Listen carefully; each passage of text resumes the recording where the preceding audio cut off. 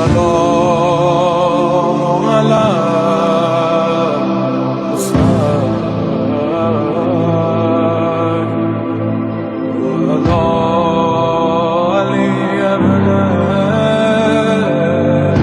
لا حول ولا قوة إلا بالله العلي العظيم. بسم الله الرحمن الرحيم.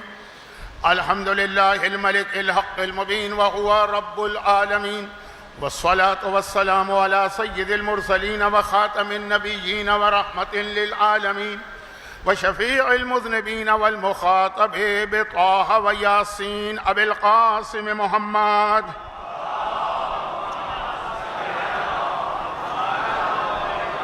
وآله الطيبين الطاهرين المعصومين المظلومين الذين أذهب الله عنهم الرجس وطهرهم تطهيرا.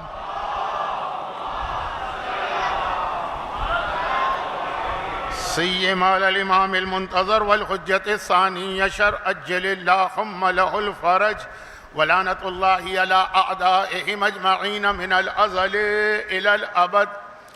أما بعد، فقد قال الله عز وجل في كتابه المبين وفرقانه المتين وقرآنه المجيد وقوله الحق وهو أصدق القائلين.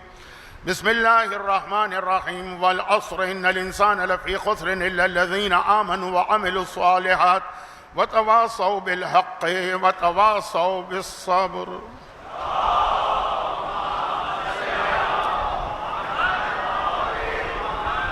CWO یعنی کمیونٹی ویلفیئر آرگنائزیشن کے زیر انتظام 1447 ہجری کے خمسہ فاطمیہ کے سلسلے کی آج یہ چوتھی گفتگو ہے، اور قرآن کریم کے سب سے مختصر سورے کی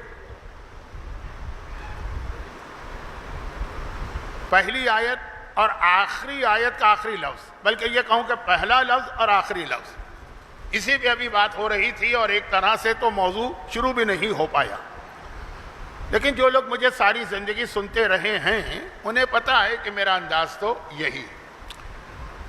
دوران خمسہ یعنی خمسے کے درمیان جو 3 مجلسیں ہو گئی ہیں، اس میں کچھ ایسی باتیں بیان ہوئی ہیں کہ جن سے بعض مومنین کے ذہن میں کچھ سوالات بھی پیدا ہوئے. ہر سوال کا جواب دینا 5 دن کی مجالس میں ممکن نہیں، لیکن اس میں سے اگر کوئی خاص ایسا سوال میرے سامنے آتا ہے جو زیادہ لوگوں کے فائدے کے لیے ہے، تو میں اتنی زیادہ بھی اپنے موضوع کی پابندی نہیں کرتا کہ ادھر اور ادھر مجھے نہیں ہٹنا. اس کا مختصر جواب بھی میں دے دیتا ہوں. آج کے مجلس میں بھی 2-3 ایسی ہی مختصر گزارشات شروع میں ہوں گی. لیکن اس سے پہلے کہ میں اصل موضوع پہ آؤں، چاہے وہ آج کی تقریر کا موضوع ہو یا پہلے 3 دن کی تقریر سے متعلقہ کوئی سوال، اس سے پہلے کہ میں اس پہ آؤں ایک مختصر سا تمہیدی نوٹ، اور وہ یہ ہے کہ میں نے امام خمینی رضوان اللہ علیہ کا ایک جملہ پہلی مجلس میں بہت جلدی میں نقل کیا تھا کیونکہ ٹائم نہیں تھا، اور یہ جملہ وہ تھا جو ان کے ایک فتوے کا حصہ بنا تھا. مرجع وقت نائب امام، اچھا مرجع وقت کیوں کہہ دوں، کوئی بھی مرجع، چاہے ہمارے آج کے دور کا ہو، چاہے وہ علامہ ہلی ہوں، چاہے وہ شہید اول ہوں، چاہے وہ شیخ توسی ہوں، مرجع جب فتویٰ دیتا ہے تو فتوے کی جو زبان ہے جیسے قانون کی زبان ہوتی ہے، اس میں ایک ایک لفظ کی بڑی اہمیت ہوتی ہے. بہت سوچ سمجھ کے وہ الفاظ استعمال کرتا ہے. فتوے میں الفاظ مختصر رکھے جاتے ہیں، ٹو دا پوائنٹ بات کی جاتی ہے، زیادہ وضاحت نہیں کی جاتی. وہ پھر فتوے سے ہٹ کر کبھی کوئی تقریر، کبھی کوئی پیغام، کبھی کوئی اپیل، کبھی کوئی مشورہ، کبھی کوئی نصیحت. لیکن یہ والا جو لفظ امام خمینی نے استعمال کیا، یہ اپنے فتوے کا حصہ بنا کے استعمال کیا. اب میں اس سے زیادہ یہ آپ کے سامنے وضاحت نہیں کر سکتا ہوں، لیکن پاکستان کی سیاست میں پچھلے چند سالوں میں آئین، ترمیم، تبدیلی، کورٹ کے فیصلے، اسے تھوڑا بہت آپ کو اندازہ ہو گیا ہوگا کہ قانون کی زبان میں الفاظ کی اہمیت کتنی زیادہ ہوتی، اور ایک ایک لفظ اگر واضح نہ کیا جائے تو بعد میں اس میں ابہام پیدا ہو جاتا ہے، اس کے کئی معنی نکل رہے ہوتے ہیں، بعض اوقات تو پورے فل کورٹ کو بیٹھنا پڑتا ہے کہ اس لفظ کا صحیح مطلب کیا، اور وہ سارے جج بھی متفق نہیں ہوتے، ایک کہتا ہے یہ مطلب، ایک کہتا ہے وہ مطلب، لیکن میں فضول باتوں کی طرف چلا گیا، واپس آؤں۔ فرمایا کہ یہ جو طلاق کا اختیار حکومت وقت نے عورت کو بھی دیا ہے۔ اب یہ فتوے کے الفاظ سے آپ سمجھ گئے ہوں گے کہ یہ زمانہ تھا شاہ ایران کا، اور جب کبھی کوئی حکومت مقبولیت چاہتی وہ بہت پاپولر ہو تو سب سے پہلا ٹارگٹ اس کا ہے عورت، ان کو کسی طریقے سے اپنی جانب کھینچا جائے۔ اور یہ بھی پتہ ہے کہ اسلام میں کچھ ایسے احکامات ہیں جس کی بنا پہ عورتیں اسلام سے ناراض رہتی ہیں، چاہے بہت بدتمیز قسم کی عورتیں ہوں جو صاف صاف کہہ دیں کہ اگر یہ اسلام ہے تو ہمیں نہیں چاہیے، اور چاہے وہ ذرا سا مذہب کا بھی خیال رکھنا چاہیں تو زبان سے یہ نہ کہیں مگر دل میں ان کے مختلف اعتراضات ہوتے ہیں۔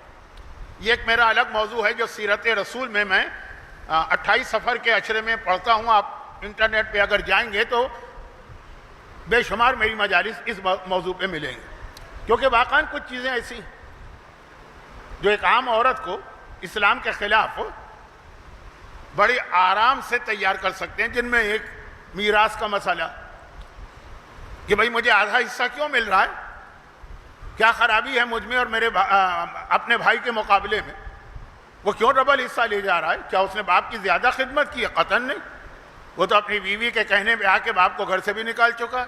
کیا وہ باپ سے زیادہ محبت کرتا ہے؟ نہیں۔ بیٹیوں کے والدین کو پتہ ہے کہ جو محبت بیٹیوں کے اپنے والدین سے ہوتی، شہزادی کونین کے حوالے سے مجھے اس کو موضوع بنانا تھا، لیکن شاید آج تو ممکن نہ ہو، کل کی مجلس میں بیٹیوں کو محبت زیادہ ہے، خدمت زیادہ ہے، اطاعت زیادہ ہے، پھر مجھے کیوں آدھا حصہ ملا؟ صرف اس لیے کہ میں عورت ہوں نا۔ اب اسی ایک شک کو استعمال کر کے شیطان مختلف طریقوں سے بہت بڑے طبقے کو اسلام کے خلاف کر دیتا۔ اس میں ایک مسئلہ طلاق کا ہے کہ یہ کیا بات ہوئی کہ شوہر کا جب دل چاہے اٹھا کھڑا ہوا، اس نے کہا طلاق دیتا ہوں، طلاق دے دی، وہ جو اس کی شرائط ہیں، اور ہم اتنی مجبوری میں اور پریشانی میں زندگی گزاریں لیکن کچھ بول نہیں سکتے۔ اچھا، یہ میرا آج کا موضوع ہے فی الحال، جو میرے دماغ میں بات ہے کہ یہ بھی ایک غلط فہمی ہے، اس میں بھی ایک طریقہ ہے، لیکن چونکہ ہمیں مسئلہ نہیں معلوم تو یہ ذہن میں خیال آتا۔ لیکن ہاں یہ ضرور ہے کہ اگر مرد کو مسئلہ نہ بھی پتہ ہو تو اس کے بعد طلاق کا اختیار ہے، عورت کو مسئلہ نہ پتہ ہو تو طلاق نہیں لے سکتی۔ خیر، تو اب شاہ ایران بھی ان میں سے ایک تھا جسے ایک طرف اپنی مقبولیت بڑھانا تھی، دوسری جانب اسلام کا خاتمہ کرنا تھا، تو اس نے قانون وہ بنا دیا کہ جس طرح مرد کو طلاق کا حق ہے اسی طرح عورت کو بھی۔ بہت لمبی میں تفصیل میں چلا گیا، معذرت، جلدی سے نفس عنوان پہ آ جاؤں۔ تب امام خمینی کا فتویٰ اس وقت آیا کہ یہ جو قانون بنایا گیا ہے یہ غلط ہے۔ فتویٰ تو یہی ہے نا، پوچھتے ہیں ان سے کہ بھائی فلاں طریقے سے طلاق دی گئی، یہ صحیح ہے کہ غلط؟ کہا کہ غلط، یہ فتویٰ ہوتا ہے، یہ نصیحت نہیں ہے، یہ فتویٰ غلط۔ لیکن آگے انہوں نے جملہ بڑھا دیا، اور ہمیں پتہ ہے کہ قانون اس لیے بنایا گیا کہ اسلام کی فیملی لائف یا خاندانی نظام کو تباہ کیا جائے، جو اسلام کا بنیاد، جو اسلام کی بنیاد، جو اسلام ہے اس کا جو فاؤنڈیشن ہے۔ اب یہ اتنا بڑا ہال ہے، اتنی ساری خدمات ہیں اس کے اندر، بہت سے لوگوں کی، یہ سب اس کی ایک بنیاد ہوگی، اور وہ جتنی مضبوط ہوگی اتنی ہی یہ عمارت بھی مضبوط ہوگی، اور دنیا بھر کا یہی طریقہ۔ تو اب جو اسلام کی بنیاد ہے وہ خاندان ہے۔ چنانچہ پیغمبر کی بہت ہی مشہور حدیث ہے کہ لا رہبانیت فی الاسلام، اگر کوئی شخص اللہ کی عبادت کا اتنا شوقین ہے، اپنے کسی عیش و آرام کے لیے نہیں، اللہ کی عبادت کے لیے وہ پورے خاندان کو چھوڑ کر جنگل میں جا کے بیٹھ کے صرف اللہ کی عبادت شروع کرے، نماز، روزہ، قرآن، دعائیں، ذکر پروردگار، سجدے، یہ اسلام نہیں ہے۔ ہر ایک جانتا ہے، یہ میں کوئی نئی بات نہیں کہہ رہا ہوں، بتا یہ رہا ہوں کہ کیوں یہ فتوے میں لفظ آیا کہ یہ بنیاد ہے۔ جہاں خاندانی نظام کو توڑنے کی کوشش کی جائے، وہ اس خاندانی نظام کو نہیں توڑا جا رہا، وہ اسلام کو توڑا جا رہا ہے۔ اگر کوئی شخص اس بلڈنگ کو نقصان نہ پہنچائے لیکن اس کی بنیادیں کھودنا شروع کر دے، ہے نا بہت سارے ایسے جانور جو بلڈنگ میں اوپر نظر نہیں آتے لیکن اندر ہی اندر بنیاد کھوکھلی کرتے ہیں اور بلڈنگ دھڑام سے نیچے گر جاتی ہے۔ تو اب یہ جو ایک مسئلہ کہ اسلام میں خاندان کا نظام بہت اہم، تو اب یہاں پر ہمیں دو اور چیزیں بتائی گئی ہیں، ایک تولائی انداز ہے، ایک تبرعی انداز ہے۔ تولائی اور تبرعی انداز کے بھی دو حصے ہوتے ہیں، ایک عقیدے کا تولا ہے، ایک عقیدے کا تبرع۔ عقیدے میں تولا اور تبرع عقیدے میں ہوتا ہے، اللہ وہاں سے شروع ہوتا ہے، اللہ سے تولا ہے، جتنے جھوٹے خدا ہیں لا الہ ان سے تبرع۔ رسالت وہاں پہ سچے رسول کا کلمہ پڑھنا ہے، جھوٹے رسولوں کو کنڈیم کرنا ہے، وہاں بھی تولا تبرع۔ پھر امامت تو سب سے اہم ہے۔ تو اب یہ عقیدے کا جو میرا موضوع نہیں ہے لیکن بہت سارے علماء کرام بلکہ اکثر علماء کرام عقیدے والے تبرع و تبرع کی بات کرتے ہیں، وہ بھی اسلام کا بہت اہم حصہ ہے۔ لیکن اسی طرح سے اعمال کے اندر بھی تولا و تبرع، یعنی وہ اعمال جو اللہ کو پسند ہیں اور جن کے کرنے سے آپ کے گھر میں برکتیں اور رحمتیں آتی ہیں، اور تبرع کا مطلب وہ اعمال جو آپ کے گھر سے رحمت و برکت کو بھگا دینے والے ہیں، اڑا دینے والے ہیں۔ اب یہ عمل کا تولا و تبرع۔ بہت سے لوگ کہتے ہیں کہ مولانا آج وہ سکون نہیں، تو کیوں نہیں؟ کہیں آپ کوئی ایسا کام تو نہیں کر رہے جو اعمال کا تبرع ہو، جو رحمت و برکت کو بھگانے والا ہو؟ جی وہ اچھا جاب نہیں مل رہا، مالی اعتبار سے بڑی مشکلات ہیں، قرضے بہت زیادہ ہو گئے ہیں، یہ کیوں ہے؟ ہو سکتا ہے کہ اس کی وجہ یہ، اب میں یہاں پہ بہت جلدی، کیونکہ کسی وجہ سے یہ بات میں کہہ رہا ہوں، بہت جلدی اس کو سمیٹ لوں۔ آپ کو یاد ہوگا شروع میں میرا جملہ کیا تھا، یہ آج کا موضوع نہیں ہے، یہ ایک تمیزی نوٹ ہے، تو تمیزی نوٹ ہی اتنا لمبا ہو رہا ہے تو آج کا موضوع کہاں رہے گا؟ جلدی سے بات کروں۔ اب اس میں کچھ چیزیں ہمارے ہاں بچے کو پتا، تمہارے گھر میں کتا پلا ہوا ہے، پھر یہ نہ کہنا کہ رحمت کیوں نہیں آ رہی۔ اب وہ جو کتا، جو 4 کتے اسلام میں اجازت دی گئی ہے ان کو چھوڑ کر، اچھا اب یہ شاید یہاں پہ اتنا زیادہ نہ ہو کیونکہ یہاں زیادہ سے زیادہ لوگ کتا پالتے ہوں گے آج کل، تو سیکیورٹی کے اعتبار سے۔ شراب، جس گھر میں شراب ہو وہاں پہ رحمت آتی نہیں، اگر آ جائے تو آ گئی ہے تو اٹھ کے چلی جاتی ہے۔ چلیں شراب بھی شاید اس مجمع کے لیے بہت بڑی چیز ہے، گانا بجانا، رحمت آتی نہیں ہے، اگر آ بھی گئی ہے تو چلی جاتی ہے۔ اچھا آ کیسے گئی؟ ایسے گئی ہے کہ ہمارے یہاں شادی ہو رہی، شادی کا موقع ہے، ہم نے حدیث قصہ کی تلاوت کی، کائنات میں اہل بیت کا سب سے بڑا قصیدہ، کیونکہ قصیدہ پڑھنے والا خود پروردگار عز و جل۔ اب حدیث قصہ پڑھی گئی، رحمت رحمت رحمت، برکت برکت، خالی الگ سے بات نہیں کہہ رہا ہوں، حدیث قصہ کے آخر میں یہی کہ اذا ذکر خبر هذا في محفل من محافل اهل الارض وفيه جمع في شيعتنا ومحبين حفت بهم الملائکہ واستغفرت لهم الا ان يتفرقوا۔ اتنی برکت اور رحمت ہے کہ فرشتوں نے گھیر لیا ہم کو، کہیں سے کوئی خرابی آ نہیں سکتی، اور گناہ ہم نے کیے ہیں، استغفار فرشتے کر رہے ہیں، گناہ ہم نے کیے ہیں، استغفار ہم کو کرنا ہے، لیکن واستغفرت لهم، ان لوگوں کے لیے استغفار کرتا ہے فرشتہ۔ اب یہ برکت آ گئی نا، اور جیسے ہی حدیث قصہ ختم ہوئی گانا بجانا شروع ہو گئے، مکس گیدرنگ ہو گئی۔ کراچی کی تو وہ شادیاں بھی آج کل ہیں، ڈانس ہو گئے، آ بھی گئی رحمت تو ہم نے اس کو اٹھا دیا، بھگا دیا۔ اب یہ میں پورا موضوع نہیں بنا رہا ہوں کیونکہ بہت مشہور باتیں، البتہ مشہور کتے اور شراب کے لیے ہیں لیکن گانے بجانے کے لیے اتنی زیادہ شہرت نہیں ہے، یہ ایک بات۔ لیکن اب سنیے گا کہ تمہید کی ضرورت کیوں پڑ گئی، جو میرے آج کے موضوع سے متعلق نہیں ہے لیکن جو کل رات کے مجلس سے اس کے آخری حصے سے متعلق۔ رحمت، برکت، اللہ کی خوشنودی سب آ گئی، اور اس کے بعد پھر ہم نے اس کو خود اپنے ہاتھوں سے اٹھا دیا۔ کبھی ایسا ہوتا ہے نا کہ آپ کے گھر میں کوئی تقریب ہے اور اس کے اندر کوئی بن بلایا مہمان آ گیا، آپ نے کہا تم کیسے آ گئے؟ تمہیں تو میں نے نہیں بلایا، باہر جاؤ۔ ہم نے اس رحمت سے، برکت سے کہا تم کہاں سے آ گئے؟ ہمیں تمہاری ضرورت نہیں ہے، اے رحمت، اے برکت، کسی آدمی کا نام نہیں لے رہا ہوں، آپ سمجھ رہے ہیں میں کیا کہہ رہا ہوں، ضرورت نہیں، چلے جاؤ یہاں سے. یہ کیسے ہوتا ہے؟ اب اس کو کل رات کے مجلس سے ملائیے. شہزادی کونین کے گھر میں کچھ لڑکیاں ان سے ملاقات کے لیے آئیں. یہ لفظ لڑکی میں نے اس لیے کہا کہ ہمارے یہاں شہزادی کونین کا جو ایک عظمت کا تصور ہے نا، تو اس کے اعتبار سے ذہن میں جناب خدیجہ کی طرح کی ایک شخصیت آتی. شہزادی کی کل عمر 18 سال تھی جب کا یہ واقعہ ہے. اس وقت شہزادی کی عمر 13 سال تھی. 13 سال ہمارے یہاں شہزادی کے حوالے سے نہیں، عام حالات میں کہا جائے گا 13 سال تو بچی ہے. اب یہ جو خواتین شہزادی سے ملنے آئی ہیں، یہ شہزادی کی بچپنے کی سہیلیاں اور دوست ہیں. بعض اوقات ایسا ہوتا ہے کہ بڑے لوگ کتنے بھی ان کے تعلقات ایک دوسرے سے کٹ جائیں، بات چیت بند ہو جائے، آنا جانا بند ہو جائے، بچے بچے ہوتے ہیں، وہ ایک دوسرے سے مل جاتے ہیں، کھیلتے کودتے ہیں، الگ ہو جاتے ہیں. مکہ جہاں شہزادی کا بچپنا گزرا ہے، وہاں کی عورتیں اور وہاں کے مرد کیسا بائیکاٹ کر کے بیٹھے تھے خاندان خدیجہ کا، لیکن کچھ بچی ہیں.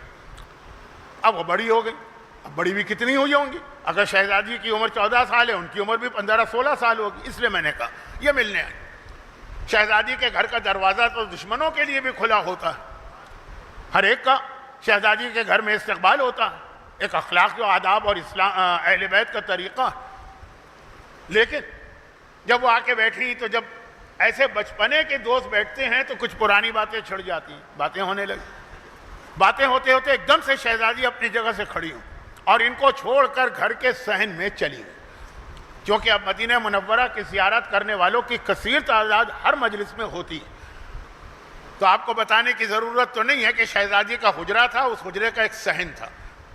اس صحن میں ایک کنواں تھا جہاں سے پانی بھر کے شہزادی گھر میں استعمال کرتی تھی. اتنا لوگ سنتے ہیں کہ شہزادی کنویں سے پانی بھر کے لاتی تھی تو شاید ذہن میں یہ ہو کہ کہیں دور سے آتی ہوں گی. نہیں، گھر کے اندر. خیر، باہر چلی.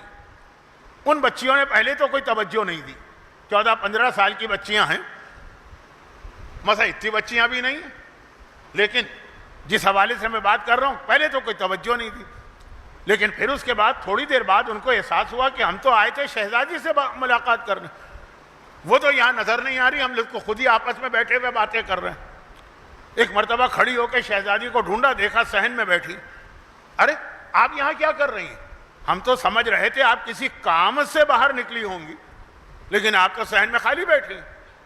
کہا کہ تم بیٹھ کے جو باتیں کر رہی تھی ان باتوں میں وہ چیزیں بھی آ گئیں جو اب میں اپنے الفاظ میں کہہ رہا ہوں، جو یا حرام ہے یا انتہائی شدید کراہیت رکھتی ہیں، اور میں ایسی محفل میں بیٹھنے کو تیار نہیں ہوں، چنانچہ اس لیے میں اٹھ کے باہر آ گئی. اچھا، اب یہ جو میں نے واقعہ پڑھا ایک تو شہزادی کی سیرت کا واقعہ ہے، لیکن کل رات کی مجلس سے اس کا کیا تعلق ہے؟ کل رات کی مجلس سے اس کا یہ تعلق ہے کہ ہم جب ذکر معصوم کرتے ہیں، ہم جب مصائب اہل بیت پڑھتے ہیں، جب ہمارے ہاں مجلس منعقد ہوتی ہے تو اس مجمع میں تفصیل کل آ چکی ہے، آج تو صرف ربط میں لانے کے لیے ایک جملہ، اس مجمع میں معصومہ بھی ہوتی، اور جہاں چوتھے معصومہ ہیں وہاں چوتھے امام بھی آتے، وہ آ کے بیٹھ گئے. اب آ کے بیٹھ گئے تو ہم نے ہی ان کو باہر خدا حافظ کہہ دیا. نہیں شہزادی، ہمیں آپ کی ضرورت نہیں ہے فی الحال، اب آپ چلی جائیے، ہمیں اپنا کام کرنے دیجیے. میں آپ کے گھر کی عام تقریبات کی بات نہیں کر رہا کہ برتھ ڈے میں شادی میں. دیکھیے حیرت ہوتی ہے کہ نہیں ہوتی کہ ایک طرف یہ عقیدہ ایک عورت رکھے کہ شہزادی اس مجلس میں آئی ہیں، دوسری جانب مجلس ہو رہی ہے، ان کی باتیں چل رہی ہیں. اور یہ یاد رکھیے گا کہ جہاں پر دنیاوی باتیں شروع ہوں گی وہاں پہ حرام بھی آ جائے گا، وہاں پہ غیبت بھی آ جائے گی، یا کم از کم وہاں پہ مکروہ باتیں تو ضرور آ جائیں گی. مجلس کے بیچ میں آپ اپنے گھر میں برتھ ڈے کی پارٹی کریں، اس میں جتنی دل چاہے آپ بکواس کر لیں، شرن تو وہ بھی جائز نہیں ہے، لیکن چلیں آپ کی مرضی. آپ اپنے گھر میں شادی کی تقریب رکھیں، اس میں جتنی آپ کو اول فول اناپ شناپ بکنا ہے بک لیجیے. کیا شہزادی کی شہادت کے اعتبار سے جو مجلسیں ہیں وہی موضوع رہ گیا آپ کو دنیا بھر کی باتیں کرنے کا؟ دیکھیں میرے سامنے مردوں کا مجمع ہے، مرد اس لیے باتیں نہیں کرتے ہوں گے کہ ذاکر کے سامنے کیا بات کریں. خواتین کو یہ ایڈوانٹیج ہے نا، پردے کے پیچھے بولے دنیا بھر کی باتیں ہوں گی، چاہے وہ حلال باتیں ہوں، بعض اوقات ضروری باتیں بھی ہو جاتی ہیں. ضروری بات ہے، اٹھیے، باہر جائیے، بات کیجیے اور آ جائیے۔ کل آپ ہم سے کہنے لگیں کہ جی وہ ہم نماز پڑھ رہے تھے زور کی، ایک ضروری بات ہمیں یاد آ گئی، ہم نے نماز روک کے اس سے کہا اور پھر اپنی نماز کنٹینیو کی۔ بھئی ضروری بات تھی، اس وقت کرنا ضروری تھا، بھئی پہلے بات کر لیں پھر نماز پڑھ لیں۔ تو اب جو ہمارے ہاں مجالس میں، میرا اصل موضوع یہ ہے کہ مجالس میں چند عورتوں کی حماقت کی وجہ سے، اس کو میں حماقت کہوں گا، کہ اللہ آپ کو اتنی برکتیں دے رہا ہے وجود سیدہ سے اور آپ اس کو ضائع کر رہی ہیں، لیکن خود تو ضائع کر ہی رہی ہیں جو باقی بیٹھے ہوئے ہیں۔ یہ میں ایک عام سی بات کر رہا ہوں، دنیا بھر میں جہاں جہاں مجلسیں ہوتی ہیں وہاں مائک پر اعلان ہوتا ہے خواتین سے گزارش ہے کہ خاموش رہیں، لیکن اس میں ضمناً مردوں کے حوالے سے بھی بات آ گئی۔ آپ مجلس میں شرکت کے لیے آتے ہیں، آپ مجلس میں شرکت کے بعد جاتے ہیں، کم از کم اس وقت اپنی زبان کی اتنی احتیاط کیجیے گا کہ پیغمبر کی وہ والی حدیث ہے تو ذکر خدا کے لیے، ذکر خدا کائنات کی سب سے بڑی عبادت ہے۔ معصوم کی حدیث ہے کہ اللہ نے جب ہمارے نور کو خلق کیا، آدم کی ولادت خلقت سے اتنے 100 سال پہلے کہ کوئی بتا بھی نہیں سکتا، کیونکہ اس وقت تو کوئی گھڑیاں، کوئی کیلنڈر، کوئی سسٹم تو تھا نہیں۔ تو جس وقت ہمارے نور کو خلق کیا، اس وقت ہماری دادی کے نور کو اس سے الگ کیا۔ پوری حدیث نہیں پڑھ رہا ہوں، آپ علماء سے سنتے رہتے ہوں گے، جن علماء کا موضوع یہی ہے وہ یہ چیزیں آپ کو بیان کرتے ہیں۔ میں تو اس کے اوپر عقیدہ رکھتے ہوئے بھی اس کے بعد کی بات کرتا ہوں کہ جو سنی ہوئی چیز ہے بار بار آپ کی سنی ہوئی تو اس کے آگے بات۔ تو وہ ایک وقت آیا، پہلے ایک ہی نور تھا، تو ہمارے یہاں پھر یہ روایت آتی ہے نا کہ یہ ایک ہی نور چلتے چلتے حضرت عبد المطلب تک پہنچا، وہاں پہنچ کے 2 حصوں میں تقسیم ہوا، آدھا حضرت عبداللہ کے صلب میں گیا، آدھا حضرت ابو طالب کے۔ مگر معصوم کہتے کہ نہیں، پہلا مرحلہ ہی جب آدم کو پیدا کر کے یہ نور آدم میں رکھنا تھا، اللہ نے اس کا ایک ٹکڑا الگ کیا جو ہماری دادی تھی، اور ان کو الگ رکھا، پھر جنت کے اس سیب میں یا اس پھل میں رکھا جو روایت آپ سنتے ہیں، لیکن مجھے معلوم ہے اس لیے میں اس میں زیادہ تفصیل میں نہیں جا رہا ہوں۔ اور وہ اسی طرح سے تھی، راوی نے سوال نہیں کیا، لیکن امام نے کہا کیا تمہیں پتا کہ وہ جو نور ہے ہماری دادی کا، نور سیدہ، اس کی غذا کیا تھی؟ کیا نور کی بھی کوئی غذا ہوتی ہے؟ امام نے کہا ہوتی ہے۔ اس کی غذا کیا تھی؟ اچھا غذا کسے کہتے ہیں؟ یہ یاد رکھیے گا، غذا کھانا کسے کہتے ہیں؟ کھانے کے سب سے بڑا جو کھانے کا مقصد ہوتا ہے وہ کیا؟ تحفظ۔ جو آپ کھائیں گے اس سے آپ بچتے ہیں، اگر آپ کھانا بند کر دیں مر جائیں گے۔ نور کو غذا چاہیے۔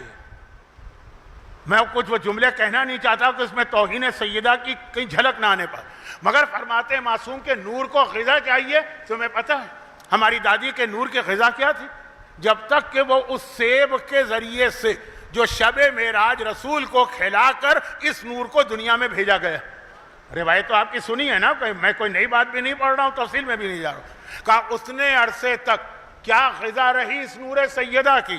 کہا 3 چیزیں تھیں، تسبیح ہو، تحلیل ہو، تکبیر۔ تسبیح کا مطلب ہے سبحان اللہ، تحلیل کا مقصد ہے لا الہ الا اللہ، تکبیر کا مقصد ہے اللہ اکبر۔ اللہ اکبر نور سیدہ کی غذا ہے، سبحان اللہ نور سیدہ کی غذا ہے، لا الہ الا اللہ نور سیدہ کی غذا ہے۔ اور یاد رکھیے میرا ایک جملہ، میرا نہیں، ہمارے علماء کا نہیں، معصوم کا، کہ کائنات کی سب سے معتبر اور طاقتور ترین دعا، ہر آدمی دعا کا محتاج، ہر ایک کو دعا چاہیے، اور دعا بھی ایسی چاہیے جو بہت طاقتور ہو، اس کا اثر، اس کا نتیجہ جلدی نکلے۔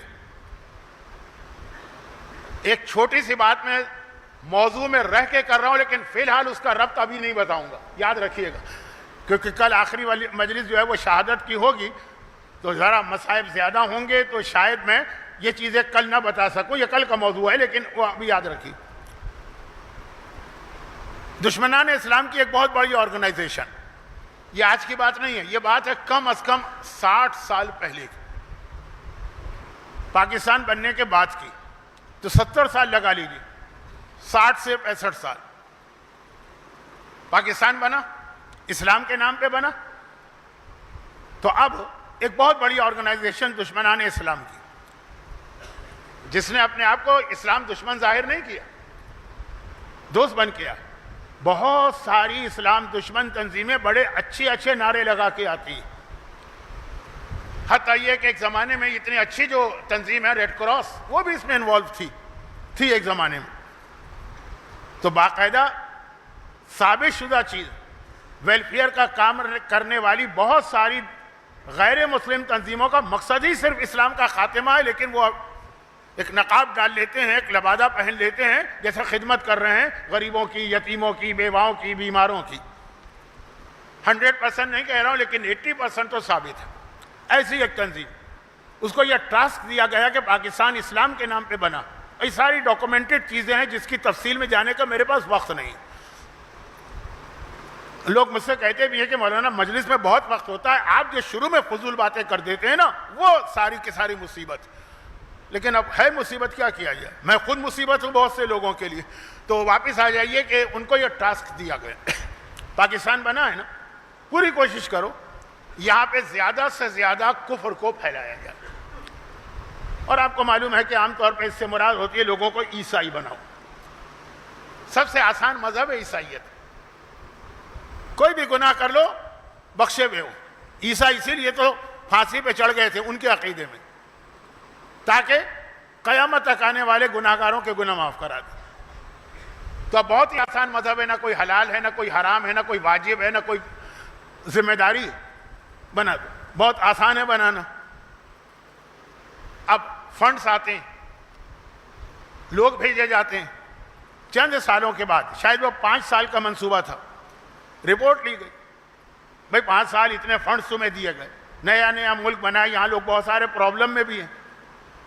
بزرگوں سے پوچھئے جب آئے تھے تو کتنی غربت بھی تھی، اسی موقع پہ تو فائدہ اٹھایا جاتا ہے. تم نے اپنا کام کتنا کیا؟ آدھا % بھی کام نہیں ہوا ہے. محنت ہو رہی ہے، وقت دیا جا رہا ہے، فنڈز دیے جا رہے ہیں، باقاعدہ پلاننگ دی جا رہی ہے. کل میں نے پرسوں یا کل کہا تھا دشمن گمراہ ہے، مکار، لیکن بے وقوف نہیں ہے، مکار ہے. کہا کہ آپ کو نہیں معلوم کہ پاکستان کے لوگ کس طرح سے دین سے محبت کرتے ہیں. ذرا سے کوئی بات اچھل جائے نا، بس سب لوگ بفر جاتے ہیں. تو کہا کہ کیا تم ناکام ہو گئے؟ کہ ناکام نہیں ہوئے. جب ہم نے دیکھا کہ ہم انہیں کافر نہیں بنا سکتے تو ہم نے صرف ایک مشن اپنے ہاتھ میں لیا، وہ پورا ہو رہا کہ کم از کم کافر نہ بناؤ، اسلام کے بارے میں ان کے دلوں میں شک پیدا کر دو. یہ اب دین پر عمل کریں لیکن شک کے عالم میں، پتہ نہیں صحیح ہے، پتہ نہیں غلط. اب آج بھی دیکھ لیجئے کتنے مومنین ایسے قیامت پہ یقین نہیں ہے، مانتے ہیں قیامت، اصول دین کتنے؟ 5. آخری کیا ہے؟ قیامت، لیکن یقین نہیں ہے. اب یہ میرا موضوع میں نے کہا کل بنے گا، لیکن موضوع کیا تھا؟ شک، دل میں شک پیدا کر. اچھا، معصوم کی حدیث سن لیجیے. امام فرماتے ہیں کہ جس طرح جسم کی 3 حالتیں ہوتی ہیں، 3 یعنی 3 سے 6، اسی طرح روح کی بھی 6 حالتیں ہوتی ہیں. اب جسم کی کیا 6 حالتیں؟ کہا الغفلت والیقظۃ والمرض والصحت والموت والحیات. جسم، معصوم کی حدیث، کبھی یہ غافل ہوتا ہے، آپ غافل ہوتے ہیں، سو رہے ہیں. والیقظہ، کبھی آپ بیدار ہوتے ہیں، جاگ رہے ہیں. کبھی سوتے ہیں، کبھی جاگ رہے ہیں. سوتے کب ہیں؟ آپ کہیں گے رات کو بستر پہ؟ نہیں، میری مجلسوں میں آ کے دیکھ لیجیے آدھے لوگ. لیکن بہرحال جسم کبھی سوتا ہے، کبھی جاگتا ہے. والمرض والصحت، جسم کبھی صحیح ہوتا ہے، صحت مند، کبھی مریض ہوتا ہے. والموت والحیات، جسم کبھی زندہ ہوتا ہے، کبھی مر جاتا ہے. کہا اس طرح روح کی بھی 6 حالتیں، کبھی روح جاگ رہی ہوتی ہے، کبھی سو رہی ہوتی ہے. کبھی روح صحت مند ہوتی ہے، کبھی بیمار ہوتی ہے. کبھی روح زندہ ہوتی ہے، کبھی روح مر جاتی ہے. اور اب امام فرما رہے ہیں کہ روح کی بیداری کیا ہے؟ پہلے غفلت، روح کی نیند سمجھ لیجیے. کہا روح کی نیند کیا ہے؟ غفلت. کوئی خیال ہی نہیں ہے کہ مرنا بھی ہے، جواب بھی دینا، حساب کتاب بھی ہے. یہ جو اقبال میرا نظر آ رہا قیامت میں، اس کا بھی جواب دینا ہے. یہ جو میں نے 1 درہم کسی کا کھا لیا، اس کا نہیں. غافل، سو رہے. جیسے جسم سو رہا تو آپ کو پتہ ہی نہیں چلتا. آپ سو رہے ہیں، بے خیالی میں آپ کا ہاتھ گھوما، قریب میں کسی کا گلاس رکھا تھا، ٹوٹ گیا. غفلت نا. کہا روح کی غفلت ہے یہ اعمال سے، اور روح کی بیداری ہے محتاط، ہر وقت ہوشیار رہو، کوئی غلطی نہ ہونے پائے، پھونک پھونک کے قدم رکھو. اب یہ پورا ایک الگ موضوع ہے، لیکن آج تو اتفاقاً بیچ میں یہ حدیث آ گئی. اتفاقاً نہیں. اب آئیے روح کی صحت ہے یقین، جو کام کرو پورے یقین کے ساتھ کرو، یہ حکم خدا ہے عمل کرنا. اور روح کی بیماری ہے شک، جتنی بیمار روح ہوگی اتنا زیادہ شک ہوگا. اور اگر بیماری آخری منزل پر ہے، جس سے کہتے ہیں ناقابل علاج، کوئی ایڈز کا مریض ہے تو اس کو تو نبوت تک میں شک ہونے لگے گا. تو روح اس کی صحت ہے یقین، اور روح کی بیماری ہے شک. بہت ساری بیماریاں ایسی ہوتی ہیں آنکھوں سے نظر نہیں آتی ہیں، جب ٹیسٹ ہوتا ہے تو پتہ چلتا ہے. شک ایسی ہی روح کی بیماری ہے، اگر شک ہے کسی کے دل میں، یہ بہت اہم بات ہے. اور روح کی زندگی ہے علم، روح کی موت ہے جہالت، لا علمی. یہ میرا موضوع بن رہا ہے، یہ میرا موضوع. شہزادی کی سیرت کا اہم حصہ یہی ہے، اس پہ میں ابھی آتا ہوں. تو بیچ کی چیز شک. دشمنان اسلام کہتے ہیں کہ ان مومنوں کو ہم کافر نہیں بنا سکتے، لیکن کم از کم شک کی بیماری میں مبتلا کر سکتے ہیں. اب یہ والا جو ان کا مشن اور ٹارگٹ ہے، اس کو ذہن میں رکھیے گا، اور پھر میں اپنے اصل موضوع پہ آ جاؤں. اور وہ یہ کہ دعا، ہر ایک کو دعا چاہیے، اور ہر ایک کو بہت طاقتور دعا چاہیے، اور ہر ایک کو طاقتور دعا میں بھی بالکل نئی دعا چاہیے. آج انٹرنیٹ پہ چلے جائیے، یوٹیوب پہ چلے جائیے، واٹس ایپ پہ چلے جائیے، ٹویٹر میں دعا دعا دعا، اتنی دعائیں. کیونکہ آج کا سارا دین جو ہے نا وہ پیسے کا دین بن گیا، کمرشل. بڑے معذرت کے ساتھ بعض صاحبان علم اس میں مبتلا ہو گئے، اور کیسے مبتلا نہ ہو. میری مجالس جب یوٹیوب پر آتی ہیں، اس کے کلپ بھی آتے ہیں، میں مزہ لینے کے لیے دیکھتا ہوں. کیوں؟ پورا کلپ نہیں دیکھتا ہوں، اتنا وقت میرے پاس ہے نہ مجھے اپنی کوئی مجلس پسند آتی ہے. دیکھتا ہوں ویوز کتنے، 200، 150، 7. کبھی تو میں حیران ہوتا ہوں جب ہوتا ہے 2. بھئی 2 میں تو میرے 2 بیٹے دیکھ رہے ہیں، میری ایک بیٹا اور ایک بیٹی دیکھ رہا ہے، یہ کون 2 تو یہ تیسرا کون آ گیا؟ اگر کبھی 3 آ جائیں تو یہی ہوتا. اور میں اس پہ خوش بھی ہوں، اس پہ میں راضی بھی ہوں، میں اس پہ مطمئن بھی ہوں. ایک دن میں نے دیکھا 70,000. ارے بھائی کیا قیامت آ گئی کہ جس کو کبھی 700 نہیں ملے اس کو 70,000 ویوز مل گئے، 1,00,000. بھئی کیا معجزہ ہو گیا، یہ کہاں سے برکت آ گئی؟ کیا تھا کلپ؟ میں نے دیکھا، ہاں وہ جو 700 والے کلپ تھے، 500 والے تھے، حجاب، خمس، غیبت حرام، خواتین مجلس میں بیٹھ کے جو بلا وجہ بک بک کر کے دوسروں کا ضائع کرتی ہیں. میں ساری خواتین کی بات نہیں کر رہا ہوں، خواتین ہی تو شکایت کرتی ہیں کہ مجلس سننا چاہ رہے، دوسرے سننے نہیں دے رہے. جو قرآن کہہ رہا ہے کہ کافر کی سب سے بڑی پہچان ہے کہ خود بھی عمل نہیں کرے گا، دوسرے کو بھی روکے گا. ارأیت الذی ینہی عبدا اذا صلی، ابو جہل کے لیے آیت آئی ہے نا، اسے دیکھو، خود تو نہیں پڑھتا نماز، جو پڑھ رہا ہے اس کو بھی روک رہا ہے. خود تو نہیں سن رہے ہیں، جو سن رہے ہیں ان کو روک رہے ہیں. تو یہ میں کہہ رہا ہوں کہ ساری عورتیں اپنے آپ کو اس میں نہ سمجھیں، لیکن بات یہ ہو رہی ہے کہ کون دیکھے گا. 700، ہاں 70,000. ایک دعا میں نے بتائی، 70,000، 80,000. تو اس سے کیا میں کہنا چاہ رہا ہوں؟ کہنا یہ چاہ رہا ہوں کہ آج کا دور پریشانیوں کا دور، مصیبتوں کا دور. ہر ایک کے گھر میں مصائب. یورپ اور امریکہ میں رہنے والے آپ سے زیادہ پریشان ہیں. آپ پریشان ہیں کہ کسی طرح آپ کے بچے وہاں سیٹ ہو جائے. جو وہاں پریشان ہے وہ اس سے زیادہ پریشان ہے. لاکھوں کی جن کی تنخواہ ہے وہ بھی مالی پریشانی میں مبتلا. تو ایسا ماحول دنیا کا ہے جو ایک الگ موضوع ہے. آج کا یہ موضوع نہیں. آج کا موضوع صرف یہ ہے کہ جتنی غربت فاطمہ کے گھر میں تھی اس میں بھی یہ دیکھا چکیاں پیس رہی ہیں اور زبان پر قرآن کی صرف ایک آیت آ رہی ہے. وہ میں آگے چل کے بیان کروں گا. خیر، تو خلاصہ یہ ہے کہ جس کی وجہ سے عربی کا ایک محاورہ ہے، اردو میں بھی ہے، ڈوبتے کو تنکے کا سہارا. کوئی راستہ سمجھ میں نہیں آ رہا ان مصیبتوں سے، پریشانیوں سے کیسے بچے. یہاں دعا ہی مومن کا سب سے بڑا سہارا.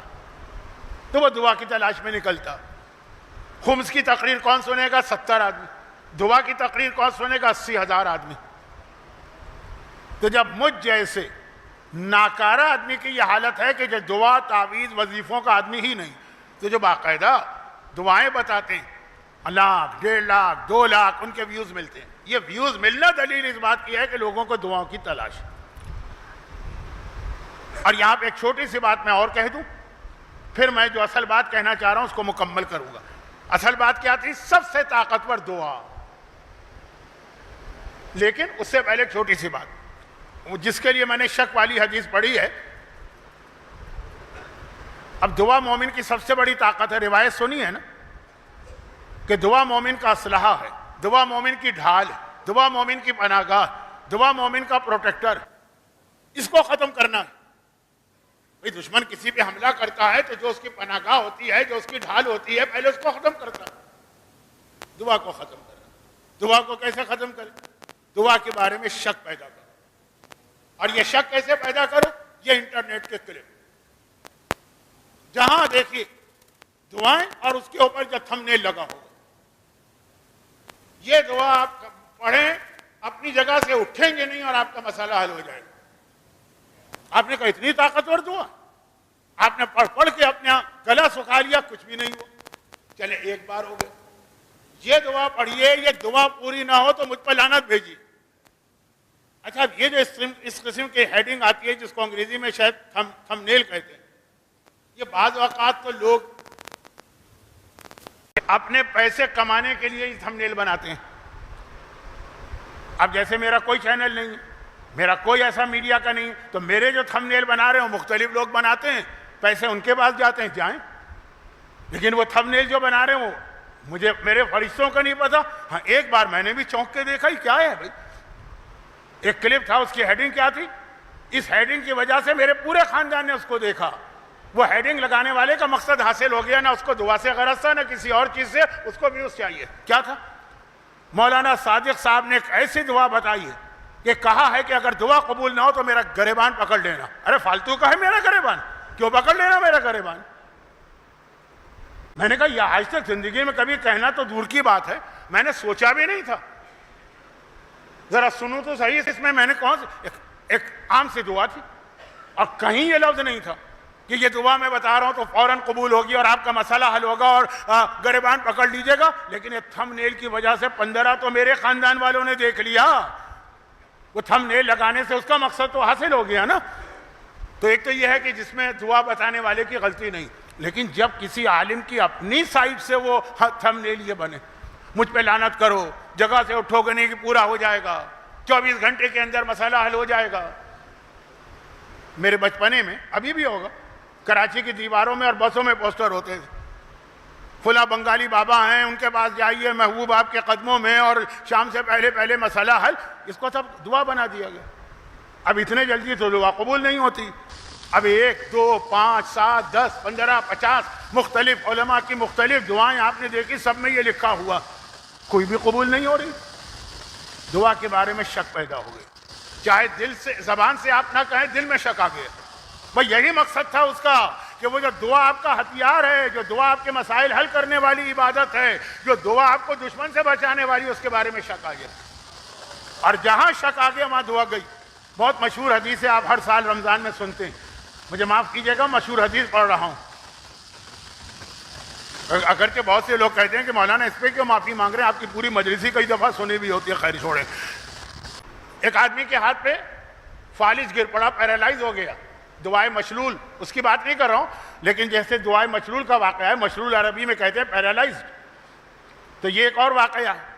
وہ تو ایک بہت اہم واقعہ ہے جو مولا نے خانہ کعبہ میں حجر اسود کے سامنے دعا بتائی. لیکن یہ واقعہ ہے کہ وہ چھٹے امام کے پاس آیا, مولا میرا ہاتھ, امام نے دعا پڑھ کے ہاتھ پہ پھونکا, اس کا ہاتھ ٹھیک ہو گیا, وہ چلا گیا. لیکن آدھے گھنٹے کے بعد واپس آیا, مولا اس وقت تو میں اتنا خوش ہو گیا تھا, پیرالائز ہاتھ, 1400 سال پہلے کی میڈیکل سائنس کے اعتبار سے ناممکن, اور آپ نے ٹھیک کر دیا. تو میں تو پوچھنا ہی بھول گیا کہ آپ نے کیا دعا پڑھی. اس وقت تو مجھے اس سے کوئی تعلق بھی نہیں تھا, میرا ہاتھ ٹھیک ہو جائے. لیکن جب میں گیا تو میرے دوست, میرے رشتہ دار, میرے پڑوسی, میرے جاننے والے سب نے کہا ارے کیسے ٹھیک ہو گیا. میں نے کہا امام نے دعا پڑھی. کہا کون سی دعا تھی, ہمیں بھی بتا. ہاں, تب مجھے ریئلائز ہوا, مولا کیا دعا پڑھی تھی. کہا میں نے اس پہ الحمد کا سورہ پڑھ کے پھونکا تھا. اس نے ایک مرتبہ کہا مولا الحمد, وہ تو صبح دوپہر شام رات میں پڑھتا رہتا ہوں, یہ اس کی وجہ سے ہوا. اس سے پہلے کہ امام جواب دیں, اس کا ہاتھ دوبارہ پیرالائز ہو گیا, فالج آ گیا. مولا یہ کیا ہوا. کہا کہ جب دعا کے بارے میں تو نے شک ظاہر کیا, اس کا سارا اثر اور فائدہ ختم ہو کے رہ گیا. دعا مانگو تو یقین کے عالم میں مانگو, شک کے عالم میں نہیں.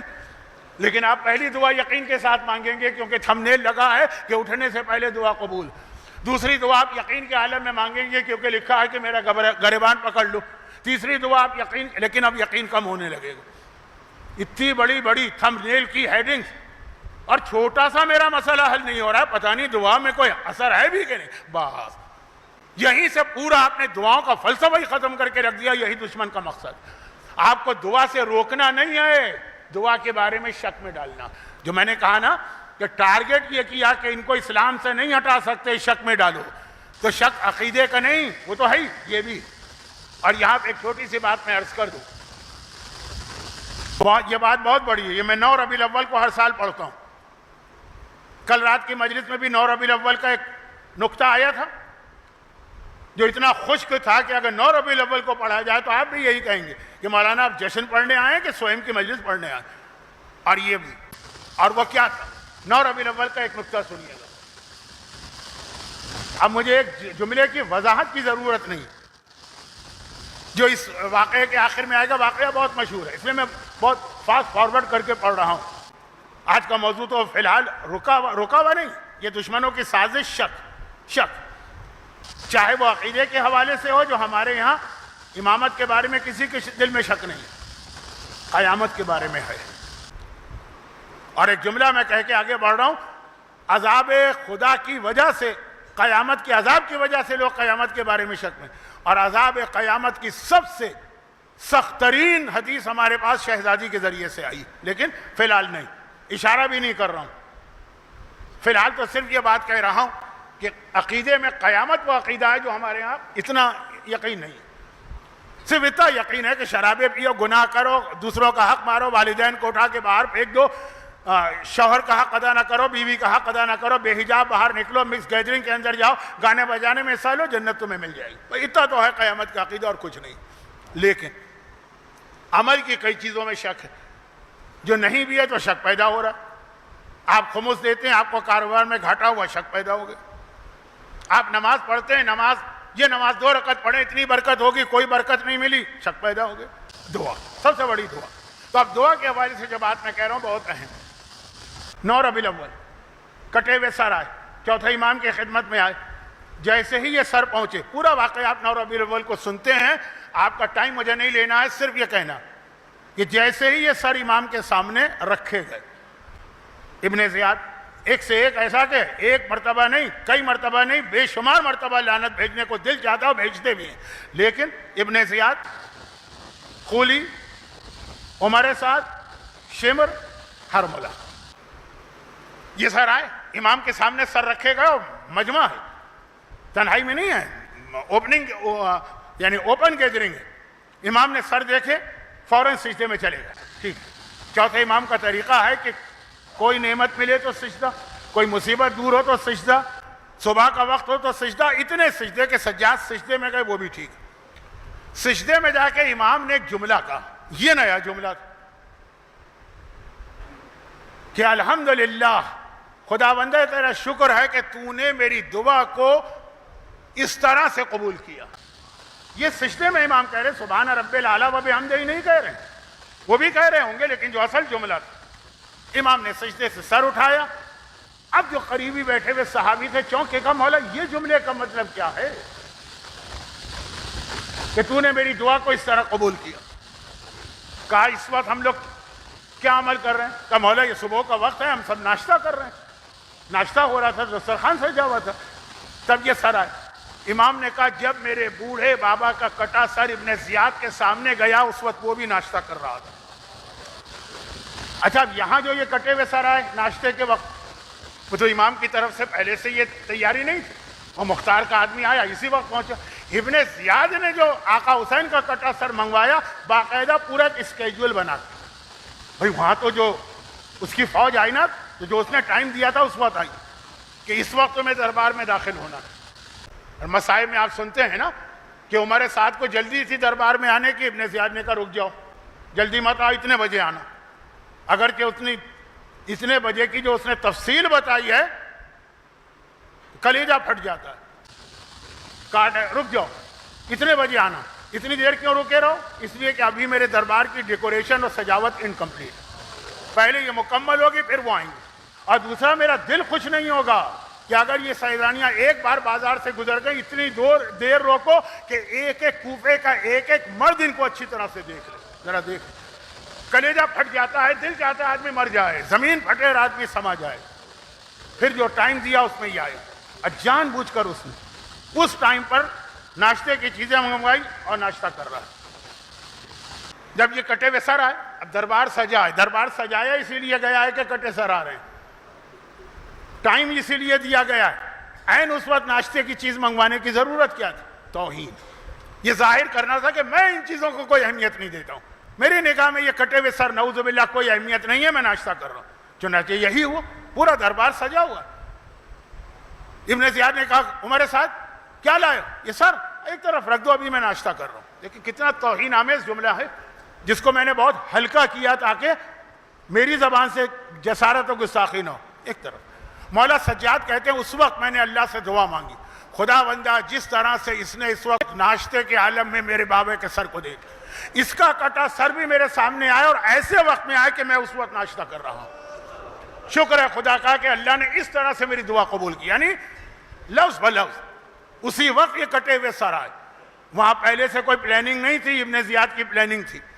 اچھا اب یہ واقعہ آپ 9 ربیع الاول کو اس لیے پورا نہیں سن پاتے ہیں کہ اس میں مصائب کا بیان زیادہ ہے اور 9 ربیع الاول خوشی کی تاریخ ہوتی ہے۔ میں نے اس وقت کیوں پڑھا؟ اس وقت میرے موضوع سے اس کا ربط کیا ہے؟ میرا موضوع سے ربط یہ کہ اس کائنات میں، پوری کائنات کی بات کر رہا ہوں، خالی دنیا کی بات نہیں کر رہا ہوں، پہلی مخلوق سے لے کے قیامت تک کی آخری مخلوق، سب سے زیادہ جس کی دعا قبول ہوگی، جس کے لیے لفظ قبول بھی مجھے اچھا نہیں لگ رہا ہے لیکن اور کیسے سمجھاؤں، وہ امام معصوم۔ ہر ایک کی دعا رد ہو سکتی ہے، ہر ایک کی دعا ٹھکرائی جا سکتی ہے، حتیٰ یہ کہ بڑے بڑے علماء اور مراجع کی بھی، اور بہت ہی متقی مومن کی بھی ہو سکتا ہے کبھی اس لیے بھی رد ہو کہ ہم شرائط پوری نہیں کر رہے ہیں، مگر امام معصوم کی دعا کیا وہ رد ہو سکتی ہے؟ نعوذ باللہ، یہ تو تصور لانا بھی گناہ کبیرہ۔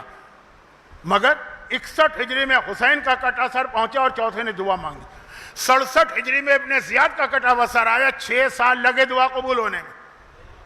آپ کو چاہیے وہ دعا کہ ابھی ہم دعا مانگیں اور اٹھنے سے پہلے آپ کا مسئلہ حل ہو جائے۔ نہ اللہ نے یہ معصومین کے حوالے سے کیا، نہ ہمارے حوالے سے کیا۔ ذرا سوچئے میرے جملے کی جو گہرائی ہے اس میں جائیے، ایک امام معصوم۔ اچھا، اور امام معصوم بھی ایسا کہ دعا کے حوالے سے جو امام آپ کو یاد آئے گا سب سے پہلے چوتھا یاد آئے گا، کیونکہ صحیفہ کاملہ، صحیفہ کاملہ چوتھے امام کا وہ گفٹ ہے، وہ تحفہ ہے جو دعائیں ہی دعائیں۔ ایسا امام معصوم، اس کی دعا بھی، اور کتنی اہم دعا، حسین کے قاتلوں سے انتقام، کٹا ہوا سر، 6 سال لگائے اللہ نے اس کو پورا کرنے۔ نعوذ باللہ، اللہ کی قدرت میں کمی نہیں ہے لیکن ہر کام اپنے وقت پر ہوتا ہے۔ جو اللہ کا تھا کہ یہ دعا 6 سال بعد پوری ہوگی، ہم اور آپ کون سے اتنے مقدس و متقی ہیں کہ چوتھے امام سے بڑے ہو گئے کہ ایسی دعا چاہیے کہ ابھی مانگے ابھی پوری ہو جائے۔ یعنی ہم میں سے بہت سے لوگ ایسی دعا چاہتے ہیں جو پستول کی گولی کی طرح ہو کہ سیدھا دل میں گئے اور سیکنڈ میں آدمی مر گیا، اس طرح دعا قبول ہو۔ یا زہر میں جو سب سے خطرناک زہر ہے پوٹیشیم سائنائڈ، زبان پہ رکھا اور مر گئے، ایسی دعا چاہیے جو اللہ نے معصومین کے لیے بھی طریقہ نہیں رکھا۔ ان کے لیے ہو سکتا ہے لیکن وہ خود بھی اسے پسند نہیں کرتے۔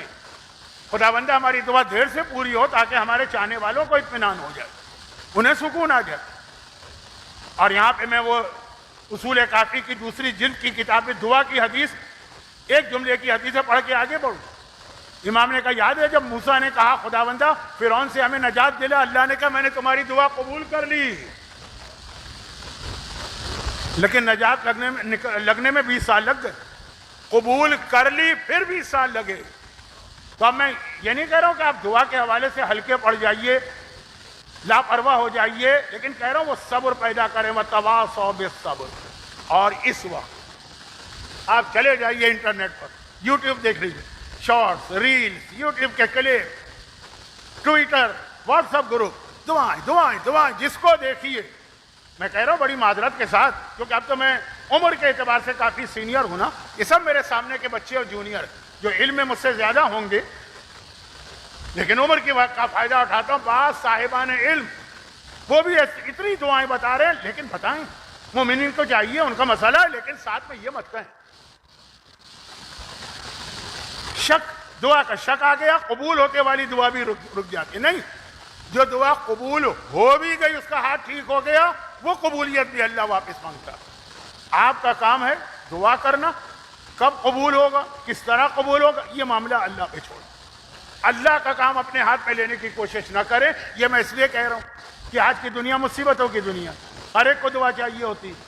جیسے ہم جیسے لوگ بھی کہیں جاتے ہیں، لیکن میری فیلڈ نہیں ہے دعائیں نا، کیا کہتے ہیں انگریزی میں، ایکسپرٹری، دعائیں نہیں۔ ہم جیسوں سے بھی لوگ آ کے دعائیں پوچھتے ہیں، اگر ہم دعا بتاتے ہیں دعائیں مشغول پڑھ لی، ارے مولانا یہ تو پتہ نہیں کتنی دفعہ پڑھ لی۔ یہ انداز ہی ایسا ہے کہ قبول ہوتی بھی دعا رک جاتی ہے۔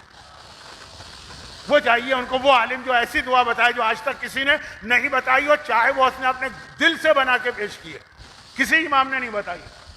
اچھا اب آ جائیے، یہ تو ساری باتیں ہوئی ہیں۔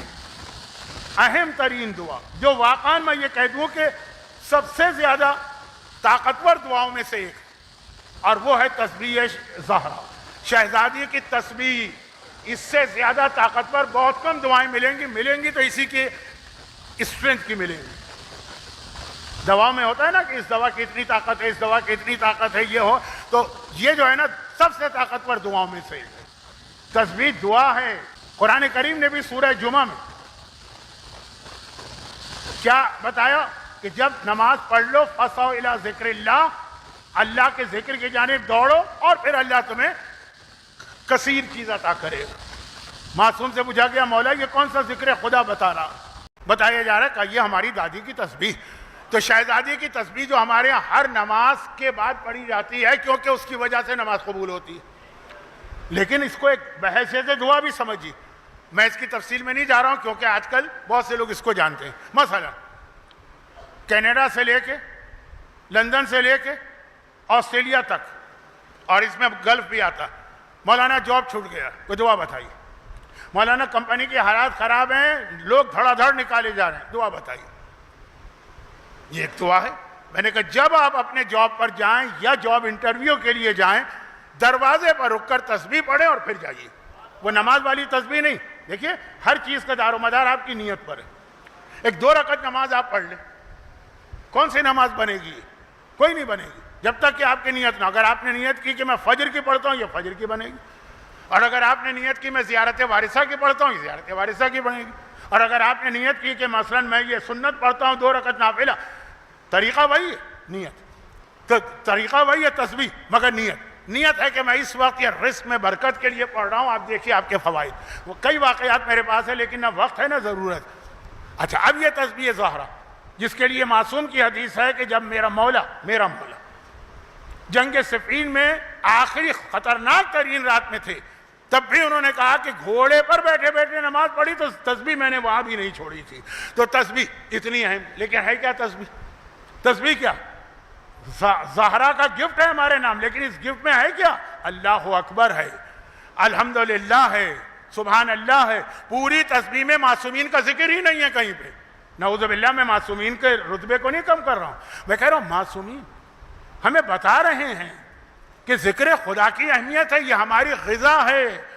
تمہاری غذا ہوگی یہ روٹی، یہ چاول، یہ پائے، یہ نہاری ہے، یہ ہماری غذا ہے تکبیر، ہماری غذا ہے تسبیح، ہماری غذا ہے تحلیل۔ ہم لا الہ الا اللہ کہتے ہیں، ہمیں طاقت ملتی ہے۔ اگر ہم اللہ اکبر کہتے ہیں، یہ ہماری غذا بنتی ہے۔ چنانچہ ہمارے گھر میں 3 وقت کے فاقے ہوں تب بھی ہم پہ کوئی فرق نہیں پڑتا، کیونکہ ہماری زبان پر ذکر خدا جاری ہوتا۔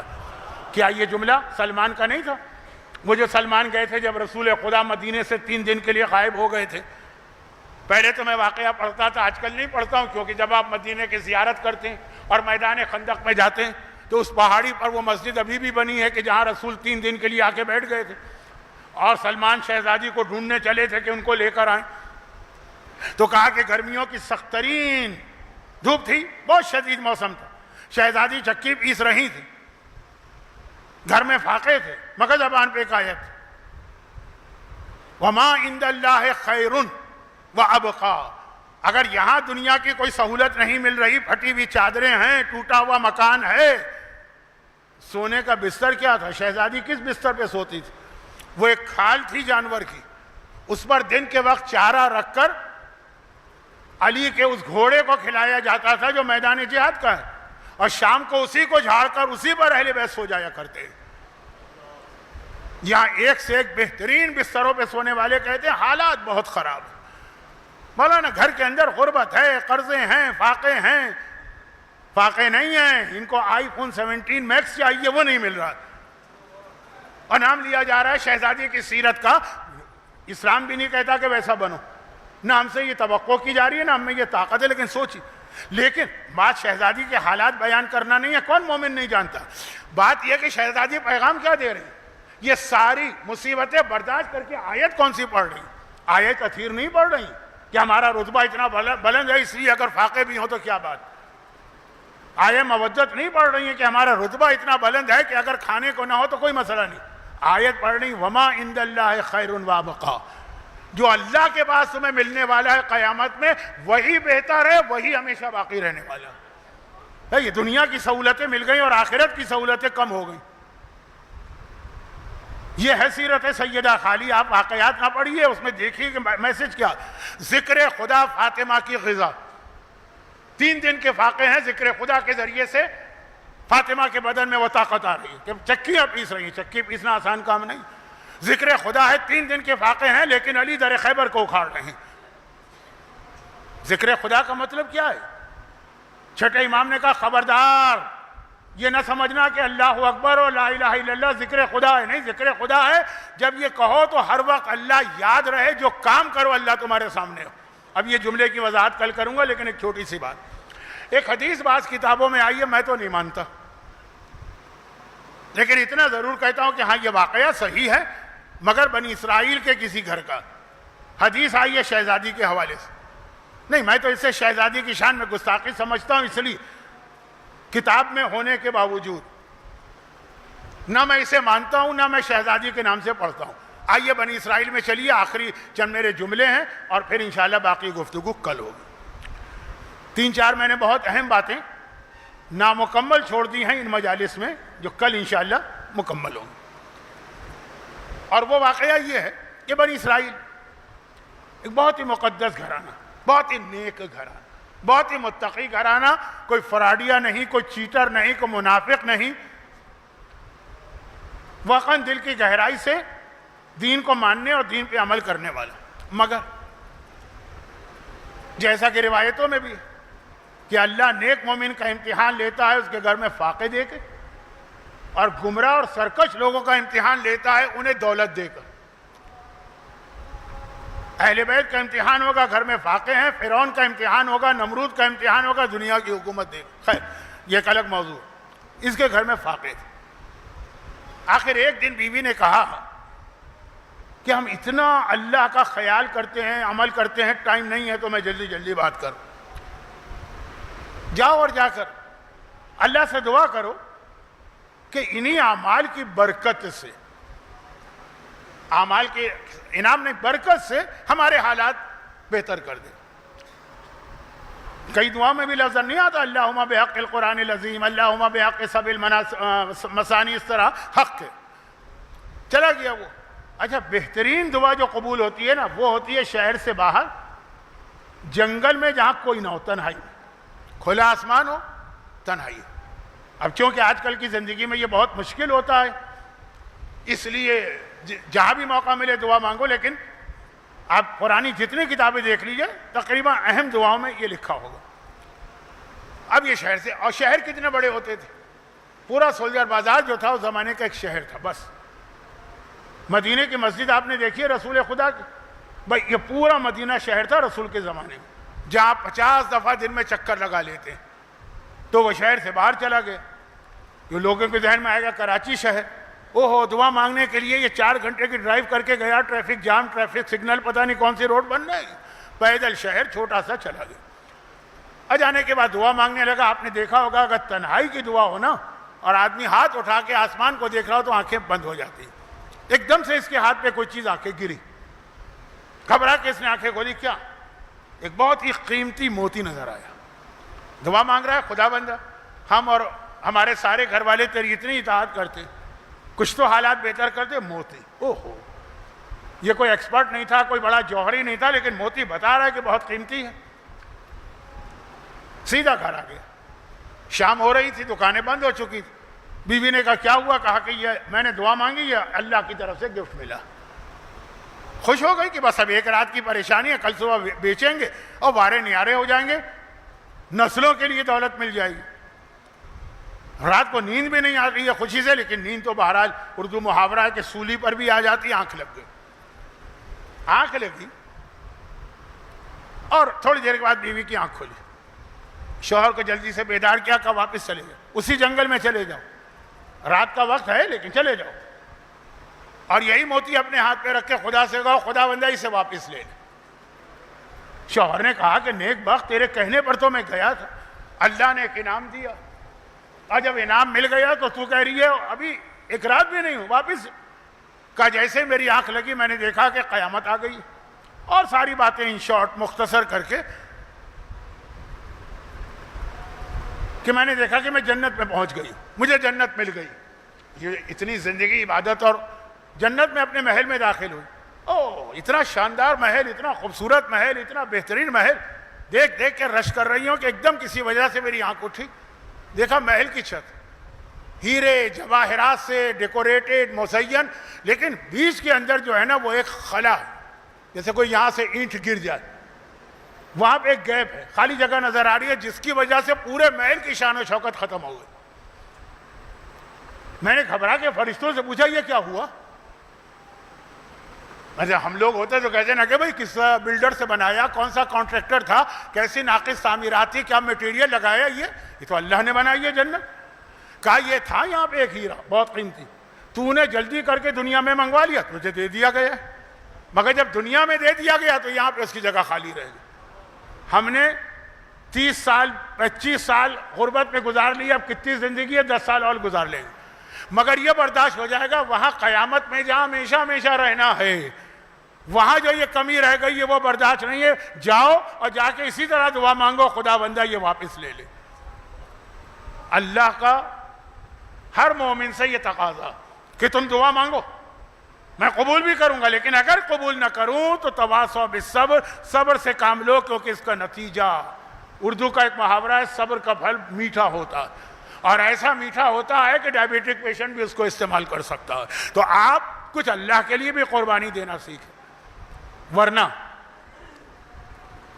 شہزادی کونین کی سیرت کے یہ واقعات، پیغمبر گھر میں داخل ہوئے شہزادی کے، اور ایک مرتبہ بیٹی باپ کے استقبال کو کھڑی تو ہوئی، لیکن جلدی سے اپنے ہاتھوں کو چادر میں چھپا لیا۔ اب جب کوئی آدمی کوئی چیز چھپا رہا ہو تو فوراً نگاہ میں آ جاتی ہے۔ پیغمبر نے کہا بیٹی کیا حالت؟ کہا بابا نہیں کچھ نہیں، جھوٹ نہیں بولا کچھ نہیں بیٹی، اپنے ہاتھ دیکھا، اب تب آپ کا حکم، ہاتھ دیکھا ہے، دونوں ہاتھ زخمی ہیں، خون جاری ہو رہا ہے۔ بیٹی یہ کیا؟ کہا بابا گرمی کتنی سخت ہے، چکی چلا رہی ہوں، پتھر چکی، گرمیوں میں چکی پیسنے کی وجہ سے میرے ہاتھ سے روزانہ خون جاری ہوتا، اور جو چکی کا جو قطب ہوتا ہے نا اس کے اوپر شہزادی کے ہاتھ کا خون لگا ہوا، فاقے، پھٹے ہوئے کپڑے۔ وہی سلمان کا جو واقعہ میں نے پڑھا تھا نا، جو شہزادی کو لینے آئے تھے، جو شہزادی چادر اوڑھ کے چلی تو اس میں 70 پیوند لگے تھے، پیوند بھی کپڑے کے نہیں تھے، کپڑا تھا کہاں؟ کھجور کے پتوں۔ سلمان نے حیران ہو کر کہا واہ عجبا ان بنات ملوک کسری و قیصر تجلس علی الکراسی المذہب و بنت رسول لا ثیاب لها ولا ازار۔ ارے میں ایران اور روم کے بادشاہوں کو دیکھ کے آیا، ان کی بیٹیاں سونے کی کرسی پہ بیٹھتی ہیں، ہمارے رسول کی ایک بیٹی ایک چادر بھی سلامت نہیں۔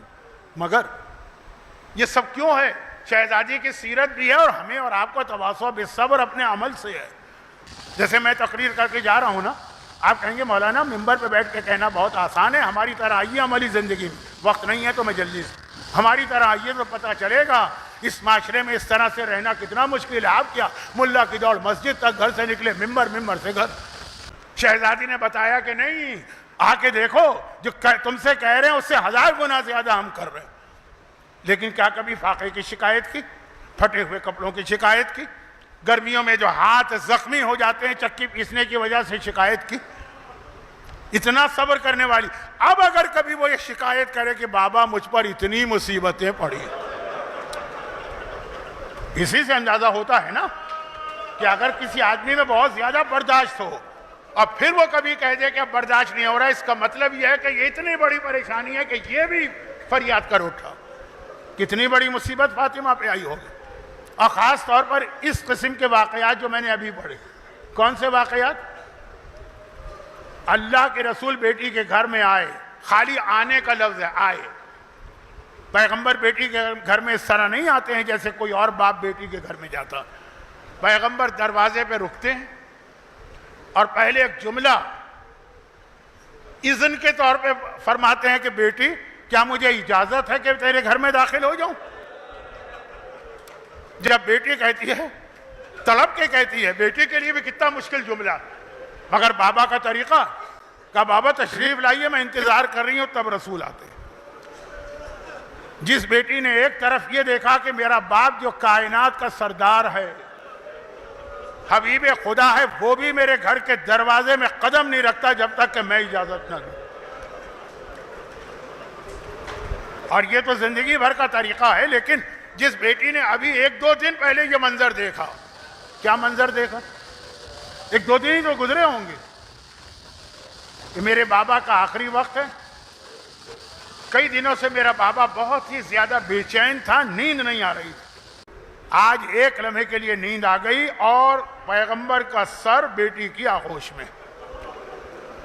ایک مرتبہ دروازے پہ دستک کی آواز آئی. شہزادی نے آہستہ سے پوچھا کون ہے؟ جواب آیا میں رسول سے ملاقات کرنے آیا ہوں، میں زائر ہوں. شہزادی نے اسی آہستگی سے کہا کہ کسی اور وقت آ جانا. بڑی مشکل سے کئی راتوں کے بعد میرے بابا کی آنکھ لگی. میرے بابا کو بے آرام نہ کر وہ خاموش ہو گئے. تھوڑی دیر گزری، دوبارہ وہی دستک کی آواز. شہزادی نے پوچھا کون ہے؟ وہی آواز، زیارت کرنے آ رہا ہوں.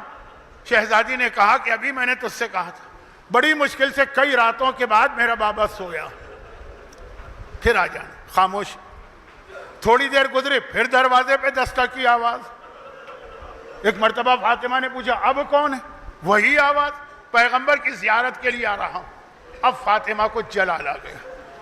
ایک مرتبہ ذرا سی آواز بلند ہوئی، آنے والے میں 3 بار تجھ سے کہہ چکی ہوں میرے بابا کو بے آرام نہ کر. بڑی مشکل سے میرے بابا کی آنکھ لگی ہے، کسی اور وقت آ جانا. اب اس سے پہلے کہ آنے والا کچھ کہتا، پیغمبر نے آنکھیں کھولی اور کہا بیٹی فاطمہ اس کو آنے کی اجازت دے دو. بابا آپ کو بے آرام کرنے آیا ہے؟ کہا یہ وہ آنے والا ہے جو آج تک کسی کے گھر کے دروازے پہ رکا نہیں ہے، نہ اس نے آج تک کسی سے اجازت مانگی ہے. یہ انبیاء کے دروازے پر بھی گیا، یہ رسولوں کے دروازے پر بھی گیا، یہ اوصیاء کے دروازے پر بھی گیا. آج تک اجازت نہ مانگی کیونکہ یہ حکم خدا سے آتا. لیکن اے فاطمہ یہ تیرے گھر کے دروازے کا احترام ہے کہ حکم خدا سے آنے والا بھی قدم آگے نہیں بڑھائے گا جب تک کہ تو اجازت نہیں دے گی. بابا یہ کون ہے؟ کہا یہ ملک الموت ہے. اللہ جس فاطمہ نے اپنے گھر کا یہ احترام دیکھا کہ ملک الموت جو حکم خدا سے آ رہا ہے اپنی مرضی سے نہیں آ رہا، وہ بھی بغیر میری اجازت کے قدم نہیں بڑھاتا. میرا بابا جو کائنات کا حاکم ہے وہ بھی میرے دروازے پہ نہیں آتا.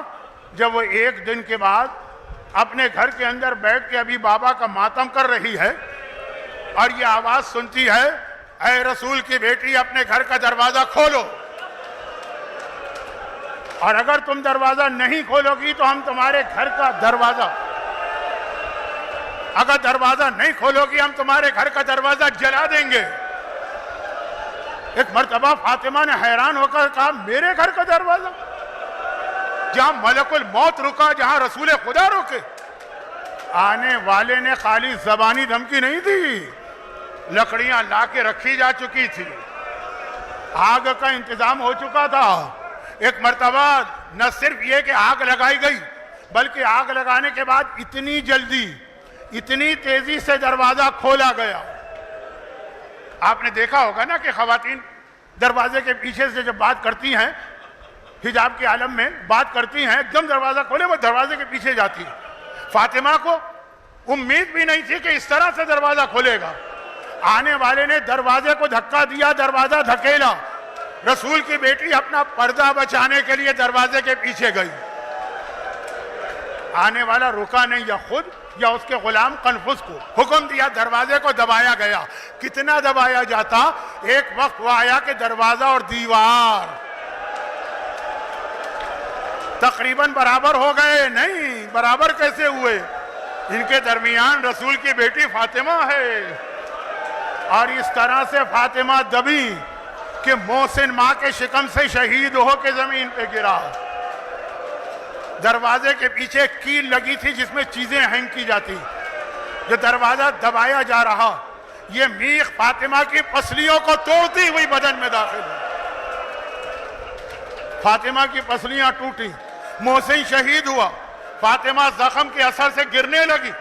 آنے والے یا اس کے غلام کے ہاتھ میں کوڑا تھا، ایک مرتبہ یہ کوڑا حرکت میں آیا، پہلوے زہرا پہ کوڑا پڑا۔ ہائے بابا، تو نہ رہا تو آ کے دیکھ، تیری بیٹی کے بدن پہ وہ کوڑا مارا گیا جس کا زخم 75 دن کے بعد بھی اتنا تازہ تھا کہ جب 75 دن بعد فاطمہ دنیا سے گئیں اور مولا غسل میت دینے کے لیے آگے چلے تو بچوں اور بچیوں سے کہا حجرے سے نکل جاؤ، میں غسل دے رہا ہوں۔ دروازہ بند ہو گیا، حسن پہلے نکلے، حسین پھر نکلے، پھر زینب نکلی، بالکل دروازے کے قریب ہیں۔ فرماتی ہیں کہ میں نے سنا غسل میت دیتے دیتے میرے بابا چیخ چیخ کے رونے لگا۔ علی کبھی رویا اس طرح سے مصائب پر؟ تھوڑی دیر بعد دروازہ کھلا اور ایک مرتبہ کہا کہ آؤ اور آ کر اپنی ماں کی آخری زیارت یا دیدار کر لو۔ زینب نے بابا کا دامن تھاما، کہا بابا اتنا تو بتا، اماں کو غسل دیتے ہوئے رو کیوں رہا تھا؟ ہائے میرا علی جیسا صابر امام فریاد کرتا ہے، بیٹی جب غسل کا پانی ڈالتے ڈالتے میں پہلو تک پہنچا تو آج بھی کوڑے کا زخم تازہ نظر آ رہا تھا۔ بس ایک جملہ میں اپنے دل کا کہتا ہوں کہ زینب نے سنا بیٹی ماں سے کتنی محبت کرتی ہے، فریاد کی بابا میری ماں کے بدن کا یہ کوڑا، رونا شروع کیا۔ میرا دل کہتا ہے علی نے سر پہ ہاتھ رکھا ہوگا، کہا زینب بیٹی تیری ماں نے تو خالی ایک کوڑا کھایا ہے، جب تو کوفے سے شام جائے گی تو سارے راستے اتنے کوڑے کھا کے جائے گی کہ مرتے دم تک زینب کی کمر زخمی الا ولعنت اللہ علی اعدائہم اجمعین۔ پروردگارا تجھے معصومہ عالم کے، تجھے سیدہ کونین کے ان مصائب کا واسطہ، ان کے جو چاہنے والے اتنا گریہ کر رہے ہیں، اور جب مرد اتنا گریہ کر رہے ہیں تو خواتین کتنا گریہ کر رہی ہوں گی، ان کو، ان کے گھروں کو، ان کی اولادوں کو سوائے غم اہل بیت کے ہر غم سے محفوظ فرما، مرحومین کی مغفرت فرما، بیماروں کو شفا کاملہ عطا فرما، ہماری اور کوئی دعا قبول ہو کہ نہ ہو اتنا یقین ہے، صف عزا پر بیٹھ کر آنسو بہاتے ہوئے جو دعا مانگیں گے وہ تو قبول ہو جاتی ہے۔ ان صاحبان ایمان کی تمام دعاؤں کو قبول فرما اور ان مظالم کے انتقام کے لیے ظہور امام میں تعجیل فرما۔